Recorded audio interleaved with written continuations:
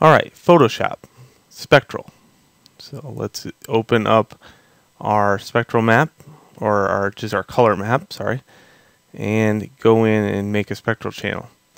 Now here you're going to see a great deal of change. If you watch the GIMP version, you're going to see quite a bit of difference between how we do this in GIMP compared to Photoshop, and that's why I have to teach it, or it would be a disservitude to my students that are actually in a classroom that have Photoshop. So if you're interested in GIMP versus Photoshop, that's pretty cool. You could just watch both if you're malevolent like that, I guess. So here I'm just going to get rid of my alpha channel. Look at how I can just surf back and forth the channels and alphas. In this case, there's a couple different ways I could do this. I'll show you both. So if I take the blue channel, I could duplicate that, and then I can call it alpha 1. And then I can go in here and say image adjustment levels. And I can go to my curve and find all instances of black. In this case, I'm just going to kind of move these around.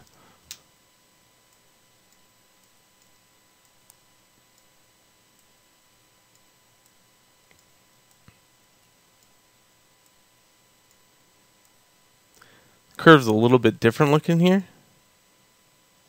It's not as tapered as GIMP.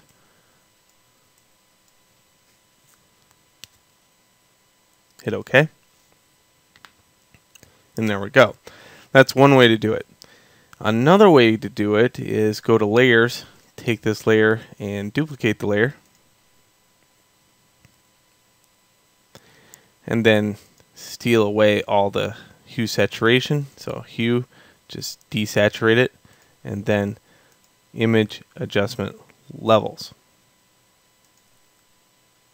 And actually there's a third way, so I want to show you that one also, because there is advantages to knowing the third way.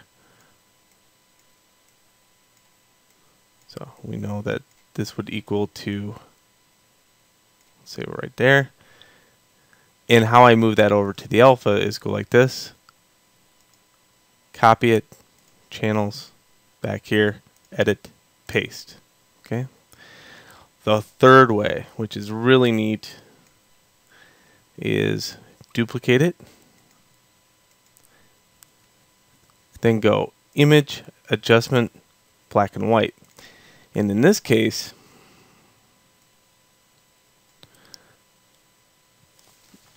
I can really narrow it down as far as the color goes.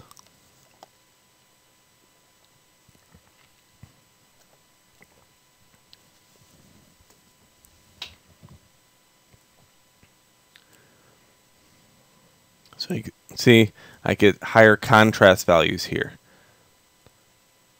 So this is a way of desaturating it with control. And then after you do that, and then do the levels, you're going to find that you get a little bit more of a contrast with your specular.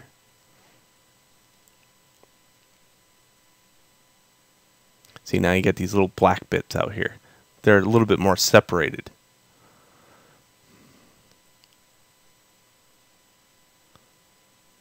I like this. This is a little bit grungier, so I think I'm going to be using that as an illustration. So copy it, go to the alpha, and edit paste it. See how much more grungy that is? Also, I'm going to do this. So what I want to illustrate is the fact that, you know, it's not just a definitive black and white, it is gray also. So I'm going to fill one of these with gray.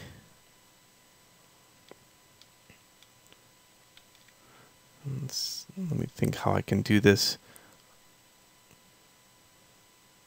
I could probably paint it. Yeah, I'll paint it with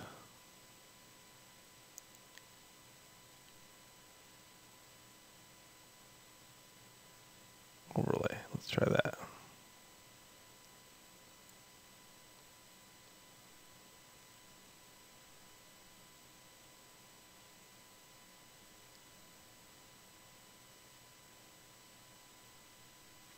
Yeah, multiply works. Gotta get rid of this brush though. Wow, I don't know what I was thinking there. So here's a darker gray value. So as you can see, I can paint right into the alpha.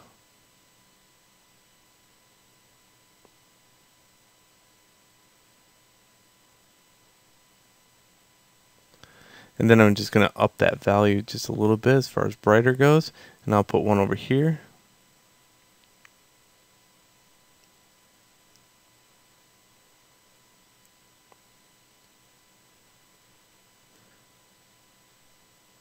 And then you can put one right over here. So this will illustrate how much real control that you have over the spectral just with this illustration. Okay, let's go back to layers. Let's get it over here. Let's destroy this. Go back to the color and save this as. And we're going to save that right over the top of the GIMP one.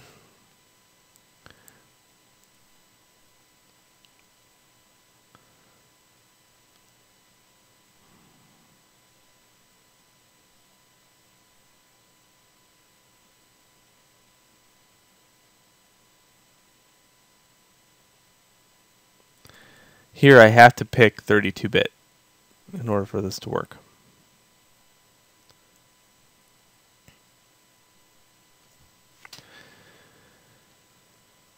Okay, the way you see these changes, if you mouse over now with the light, you can see that this one has spectral, spectral, spectral, and all of a sudden there's a dull point. Well, how I do this is I take shininess down. So if I have shininess all the way up, you might not see that change right off the bat.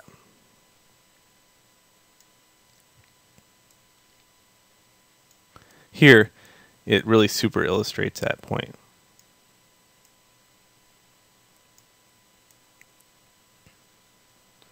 So we have a lot of control here. There's no doubt about it.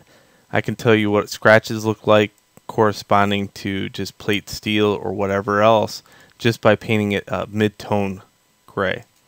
But you can see the darker the gray really does have a control that is a little bit greater in the fact that this gray right here is really standing out amongst this gray. So here's that dark gray. Even though it's inversed, you can see that it's on this side in Unity. So the third square over in Unity located here should be a little bit duller. And then you can see over here on this one, barely any change whatsoever. So actually it's this one, and this one. These three have the gray tone to them. Very cool stuff though. You know, you're on your way to a very huge change in how you look at things. In other words, now if you keep with this series, you're going to find out that things look different to you. Your perception of things look different. You're going to go out to the world and you're going to look at how things shine and how the gloss isn't in certain areas, and it's all downhill after that.